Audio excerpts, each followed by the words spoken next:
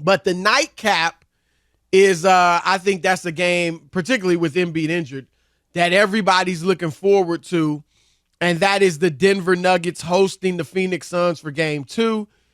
Phoenix was beaten pretty soundly in Game 1, 125 to 107. Kevin Durant was asked afterwards if he was surprised. He laughed at it. He said, "No, I'm not surprised. They're the number one seed for a reason," which is true. Denver Nuggets haven't gotten a lot of respect this year, but they are the number one seed, best record in the Western Conference. So, Rob, where are you at on this series? I mean, do you I don't know who'd you pick before, and what do you think after Game 1? I did pick Denver. So, I mean, I was surprised at the score, but not that they won, and they're at home, and I get that. But I think, when you look at the Phoenix Suns and what they've been through and Durant getting hurt and not playing that much and what they had to give up, I still think that they're thin on the bench. Yeah. And that's going to come back to haunt them. We talk about the stars, but you also have to have guys who can play, come off the bench, keep you in the game until your guys get a blow and come back out there. And I think that ultimately is going to catch up with them. And they'll look at it and say, A, they didn't win the Phoenix Suns because Durant got hurt. They didn't play a lot together. And B, that they don't have the supporting cast that they need in order to make that run. And Chris Paul's 40 going on 50. I mean, these are just facts. Yeah, I mean, look, a few things to me are evident after Game 1. And I think it was more important for the Nuggets to win Game 1 than the Suns. We've seen just, with the Warrior series, a lot of people thought it was over when Sac won the first 2 games. I don't know how anybody could think it was over when they won at home, though. Rob, it's NBA. Like, I think we talk about this every year. Nowadays, it feels like whoever won the last game, unless it's like a 3-1 series or something like that, whoever won the last game, people tend to think they're going to win the series. It just seems strange, maybe because the coverage is more than ever and we talk about it more than ever, but it definitely seems like whoever wins the first game or that night's game, especially early in the series, people tend to think they got all the control and they're going to win the whole thing. But the Suns, it's interesting because, like you said, Chris Paul, he got to give him more. He had 11 points and 5 assists. And maybe he can't, to your point. He's going to be 38 in May, this month. But they only have, their depth, they're the thinnest team in the league because of the Durant trade.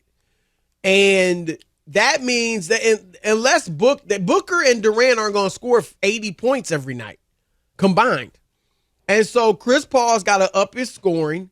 DeAndre Ayton, they got to make sure he gets more involved and he gets his scoring up because he only had 14 points. And because they know they're not going to get much off the bench. And so that's something that they definitely I think they're gonna have to get, and they're gonna have to cut down on the turnovers.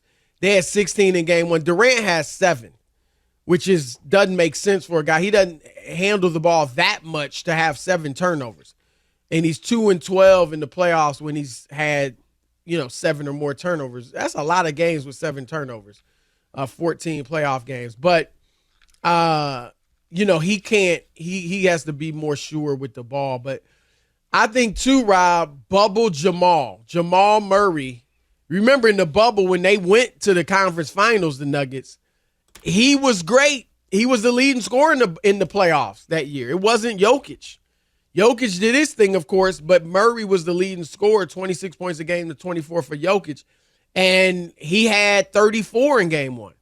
If he's going to be bubble Jamal, then I think they're not only a threat to Phoenix, they're a threat to everybody if Jamal Murray's going to be like that great second player next to Jokic. Yeah, they got all the firepower that you need.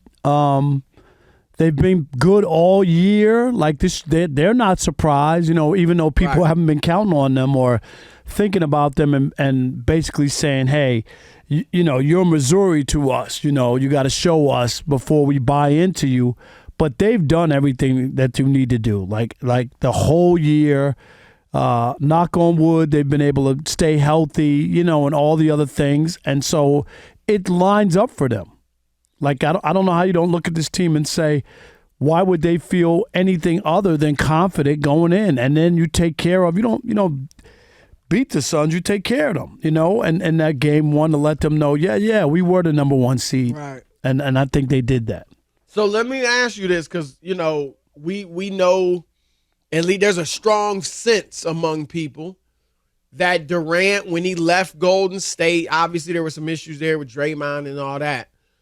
But part of it was he wanted to show he's going to win it without them. And obviously it didn't work out in Brooklyn. They really didn't give themselves a chance. But he demanded the trade this year. They traded him. Phoenix was one of the teams on his list. Phoenix is, look, they don't have depth, but they are top heavy for sure. He and Booker are probably the best offensive duo in the league. Not the best duo overall, but the best offensive duo. And obviously Ayton is a very capable 7-foot center. And Chris Paul, even as he's not, he's older, he's still a pretty good point guard. But if Durant doesn't, let's say they lose this series, forget getting out of the West or winning the championship. If they lose in this series, do you think this has any impact on his legacy? No, I think there are just too many excuses that line up for him.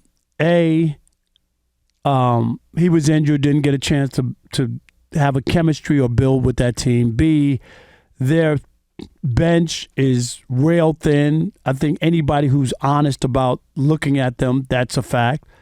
And number 3 is if they lose to the Nuggets, they were the number 1 seed in the West. If they didn't lose to a lesser power or they lost to some team that really wasn't that good, say they lost to the Lakers or a team that was below them, I mean, they would have lost to the team that was going to the Western Conference Finals and maybe the Finals. I just think it depends on who you lose to and how it looks. So I don't think so. I think obviously if they win, if he wins, then and they win the championship, it can elevate him. But I don't think it would say, oh yeah, see, he can't win because the situation isn't great.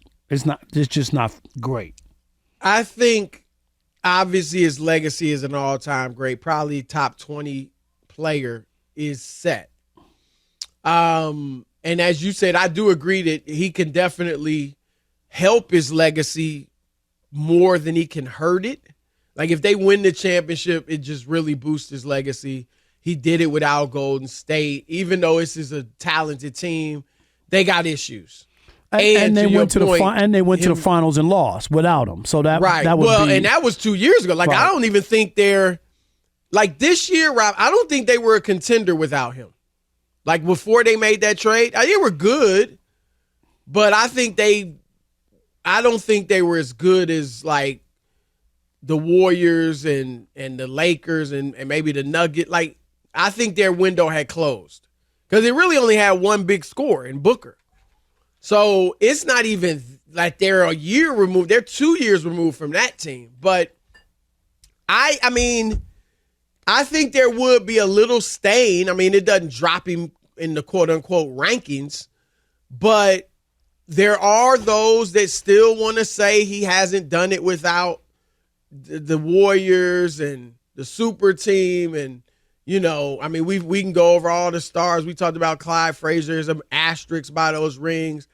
So, and the thing that's the worst to me for Durant, if they lose this series or don't get to the finals this year or even win the championship, is that the window, like we talked about Chris Paul being old.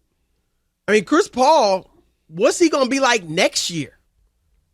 Are they going to be able to get depth next year? Like Durant needs, if he's going to win again, he needs to win now. Because there's just no, it's kind of like the Lakers and LeBron. Like, their teams are older and their star players are older. And so who knows what Phoenix will look like next year, how good Chris Paul will be next year.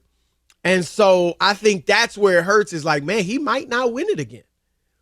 And so it'll be interesting. Look, I'm not writing them out. I picked them to win this series, and I still think they can. Tonight's a big game. I wouldn't say a must win because, again, we've seen teams be down 2-0 and win. But they definitely need to go out and play well. And if they got to win, they all of a sudden wrest control of this series from the Nuggets.